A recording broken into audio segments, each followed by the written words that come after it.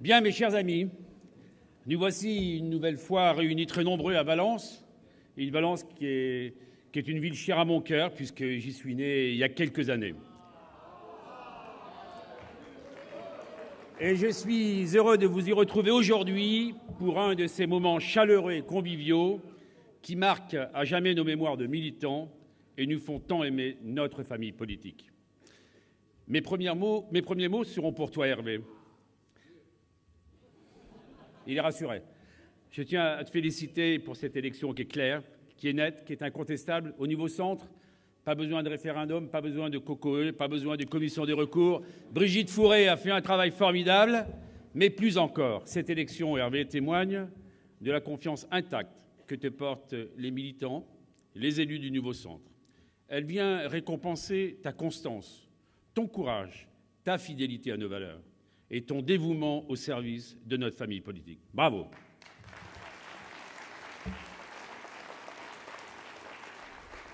Bravo également à Thomas, dont vous avez pu voir que l'engagement est permanent et que la relève est assurée. Bravo Thomas, et en plus, tu as fait un super discours.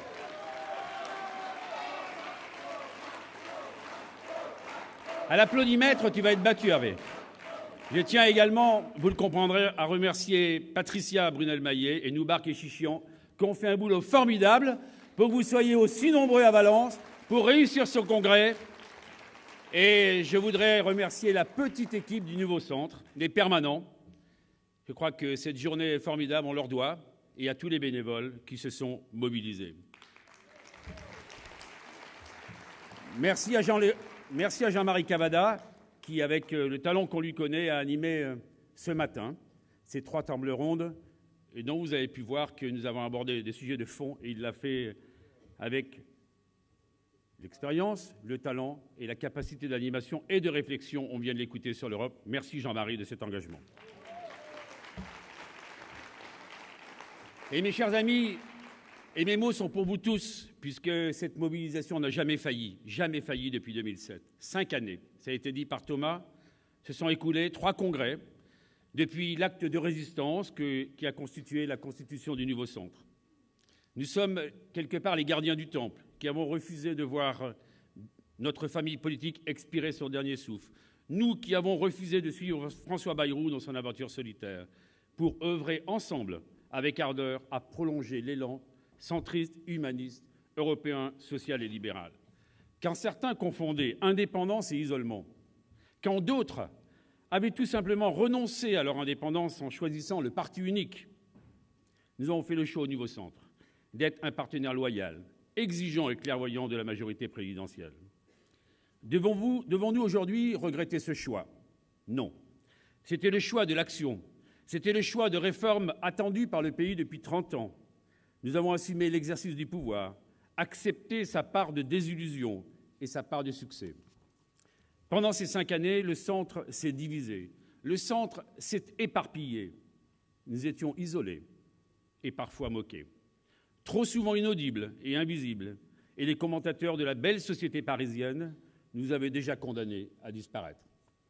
Dans la tempête, nous avons porté le flambeau d'un centre moderne, indépendant et autonome, faisant le choix de la clarté des alliances. Dans la tempête, nous sommes parvenus à conserver notre autonomie financière, mon cher Charles, et notre autonomie politique, malgré la défaite et malgré la vague rose que vient de subir la France au printemps dernier. Mais il y a eu des moments formidables. Le projet du nouveau centre, ses déplacements dans les fédérations et puis l'aventure de la présidentielle. Et Thomas, tu as bien fait d'en parler, qui était un moment très fort. Vous pouvez applaudir, il fallait être courageux. Ces 5 premières années d'existence ont été exigeantes, ont été difficiles, ont été éreintantes pour notre parti. Elles ont achevé de me convaincre que ce qui nous ne tue pas nous rend plus forts. Mes chers amis, l'automne 2012, c'est un moment heureux. Oui, un moment heureux avec la création de l'UDI, qui s'engage aujourd'hui sans réserve dans la voie que depuis 5 ans, nous avons tracée à force de courage, de passion et de foi autour d'Hervé. Je veux remercier Jean-Louis Borloo pour avoir su nous rassembler, pour avoir su nous convaincre, un à un, que nos convictions devaient l'emporter enfin sur nos égaux, que notre devoir de rassemblement était plus important que nos compétitions et nos rivalités internes, que nous n'avions pas le droit de disparaître et de vous abandonner, vous les militants, vous qui avez tant donné à notre famille politique. Je suis persuadé que ce nouveau parti peut et doit avancer dans un esprit de rassemblement et d'écoute, avec une attention et un respect de tous les instants pour les sensibilités qui le composent, avec une conscience aiguë de l'immense responsabilité qui lui revient et une volonté farouche de dépasser ensemble le passé et les blessures pour bâtir demain une offre politique incontournable, attendue par les Françaises et les Français. Mais attention, tout reste à faire. Vous êtes tous et tous engagés par cette démarche du rassemblement, vous plus que les autres, car le nouveau centre est devenu un point d'ancrage du rassemblement de la famille centriste et sera une force incontournable au cœur de l'UDI.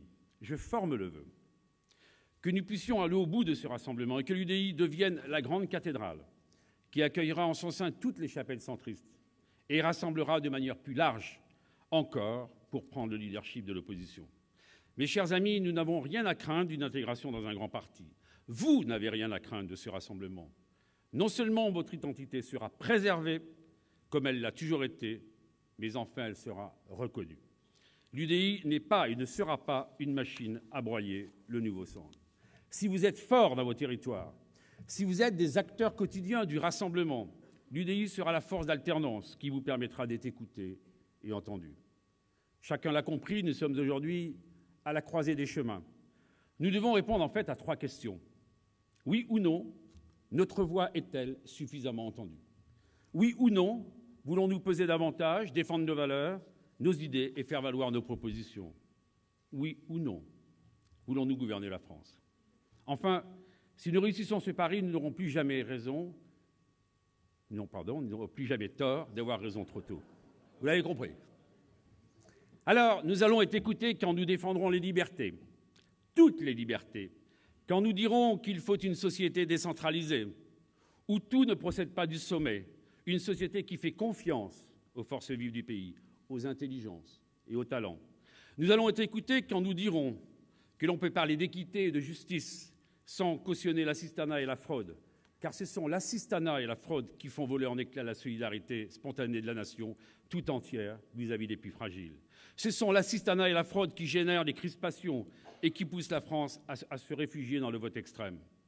Nous allons être écoutés quand nous parlerons de notre Europe, cher Jean-Marie, pas celle des technocrates et des marchés, mais celle qui protège les citoyens, pèse dans la compétition mondiale, celle qui pourra être le gardien de nos valeurs, dans la course effrénée à la mondialisation, celle qui rendra à nouveau à la France la maîtrise de son destin. Nous allons faire du bruit, nous allons dépoussiérer le discours politique et nous allons renverser la table. Et ce sont l'UDI et le Nouveau Centre que les Françaises et les Français vont écouter et vont choisir. Je vous le dis avec confiance, mes chers amis, l'UDI ne sera pas la réunion des forces de l'inertie. Ce rassemblement sera celui de l'indépendance, de la liberté de pensée, de la liberté de parole, pleinement retrouvée, pleinement utilisée.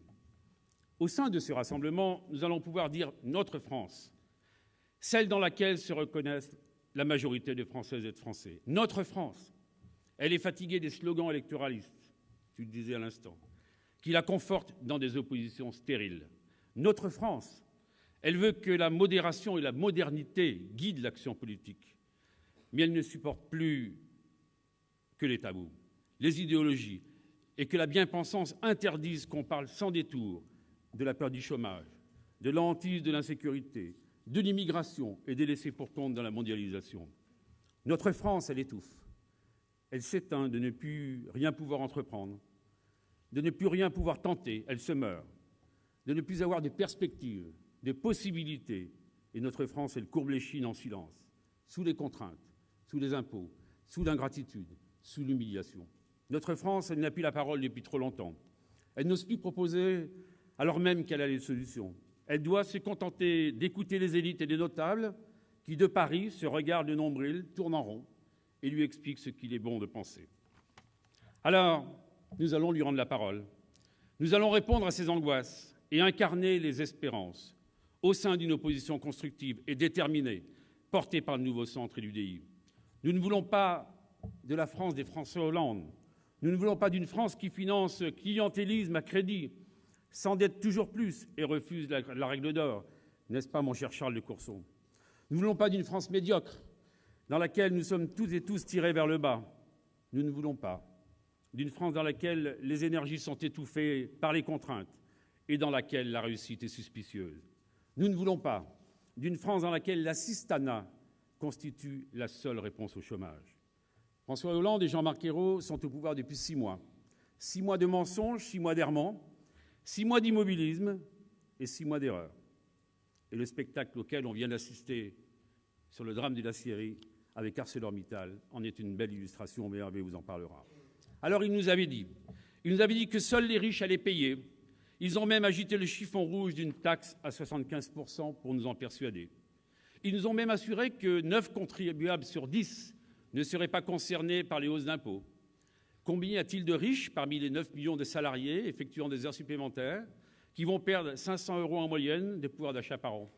Combien de riches parmi les 10 millions de foyers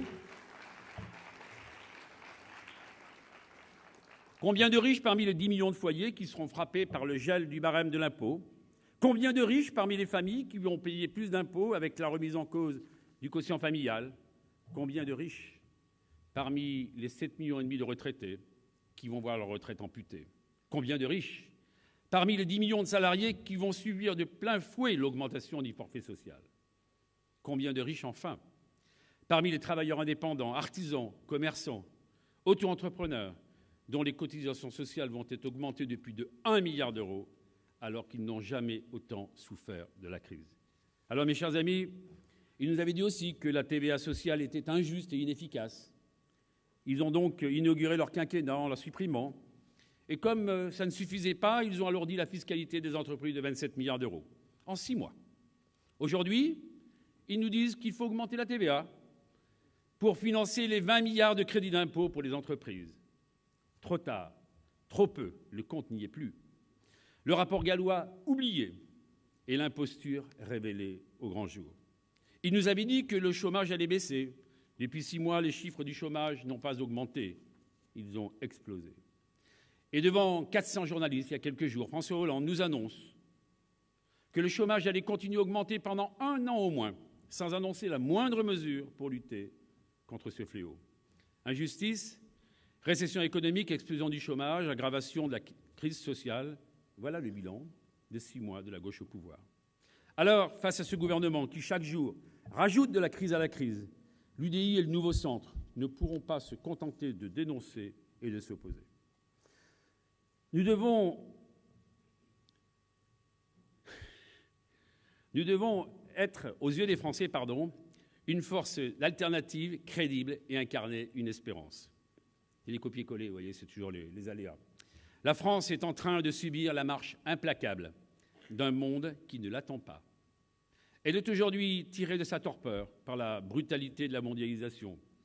Et elle regarde le monde basculer vers l'Asie, convaincue qu'elle pourra continuer d'ignorer longtemps encore les contours d'un monde nouveau qui se dessine à toute vitesse. Alors nous faisons un constat qui est simple, un constat de courage, un constat de vérité. Il est impossible de maintenir un peu plus encore sous assistance respiratoire un État-providence, dont les fondations s'effritent au rythme des crises successives, et je crois que ce matin on en a parlé. Au Nouveau Centre, nous croyons en l'énergie formidable de la France, dans sa capacité éprouvée à sortir plus forte des épreuves. Nous faisons confiance aux intelligences et aux talents qui constituent le capital le plus précieux pour bâtir ensemble un avenir meilleur. Nous sommes convaincus que ce sont les hommes du passé qui nous disent que tout a déjà été essayé. Alors, mes chers amis, je vais vous dire quelle est ma conviction. Je suis persuadé que nous devons en finir une fois pour toutes avec les vieilles recettes. Je suis convaincu qu'il est temps d'oser des propositions inédites, fortes et sans compromission. Il faut en finir avec cet État obèse qui décide de tout, qui méprise les territoires et les entreprises, qui écrase le pays d'impôts et des procédures et fait peser une chape de plomb sur toutes nos forces vives. Je vous propose un nouvel acte fondateur de la décentralisation, cher à Jean-Léonce Dupont. L'État qui fait tout, c'est fini. Qui s'occupe enfin de ce qu'il sait faire, la défense, la sécurité, la justice, les affaires étrangères, l'école, et qui rende sans délai, le pouvoir et fasse confiance aux forces vives du pays, en transférant toutes les autres compétences aux collectivités territoriales. Ce sont elles qui connaissent, c'est vous, les réalités du terrain. Ce sont elles qui connaissent les attentes des entreprises et de la population. Je propose donc la création de 2 échelons. D'abord, les très grandes régions, elles sont trop petites en France, dotées du pouvoir législatif, on peut en parler, et qui seront chargées de stratégie économique et d'aménagement du territoire. Et puis des départements, des grandes intercommunalités et des communes renforcées qui s'occuperaient de toute la gestion de proximité. Toutes les autres couches du millefeuille doivent être purement et simplement supprimées, parce qu'elles coûtent trop cher, il n'y a plus d'argent public, parce qu'elles sont inefficaces, parce qu'elles sont inutiles et qu'elles parasitent, et c'est ce qu'il y a de plus grave, les initiatives et brisent les énergies.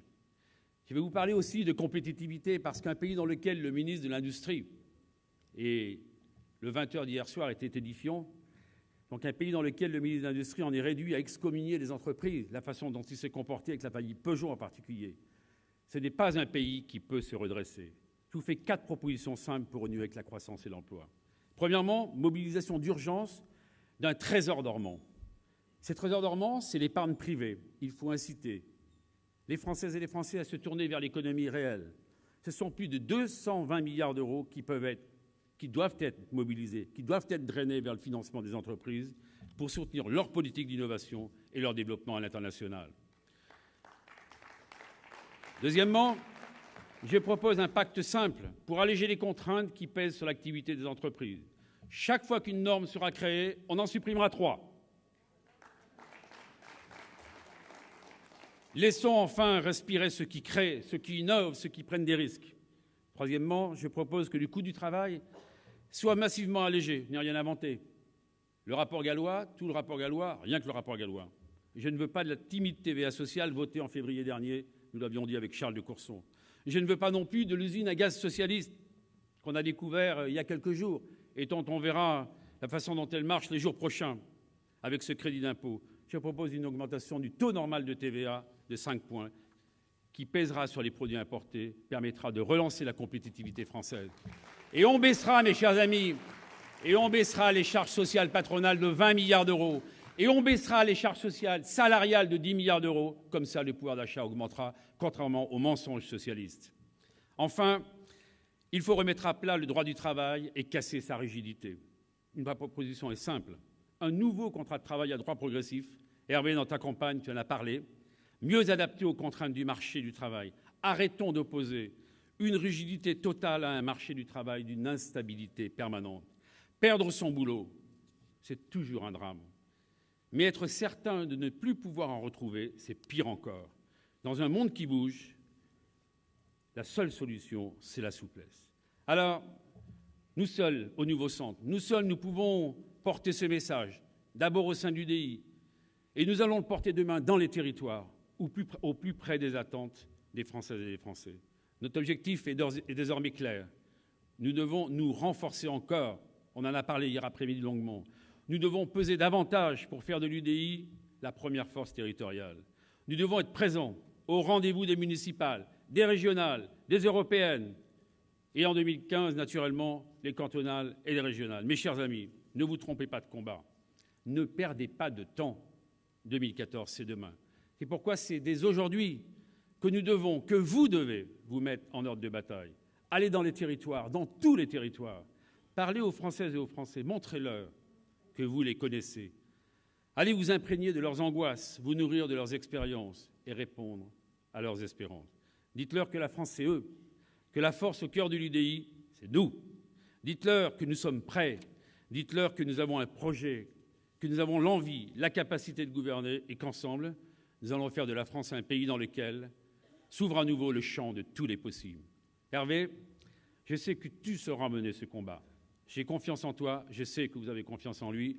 Vive le Nouveau Centre, vive l'UDI, vive la France.